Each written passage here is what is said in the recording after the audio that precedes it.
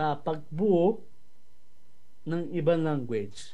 Okay. Isang proseso sa pamamagitan ng mga henerasyon at mga siglo. Okay? So, halimbawa, yung Portuguese, hindi hindi isang proseso na nakapunta yung mga Romano doon sa Portugal, tapos nagsasalita sila ibang language. Portuguese na sila. Hindi.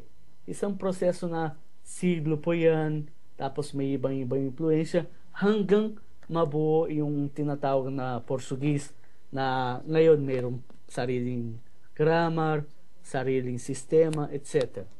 Ganon yung sinasabi dyan. Next page.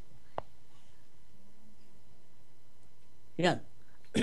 Nilagay ko dyan, mga kapatid, mga halimbawa ng salitang Latin na nagkaroon ng evolution hanggang naging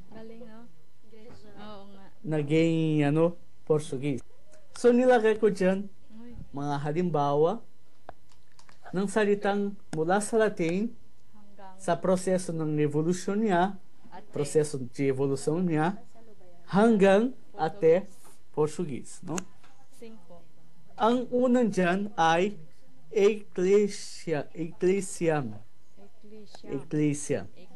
Una, mabing na kailangan mo malaman na yung salitang Ecclesia hindi po siya original Latin language.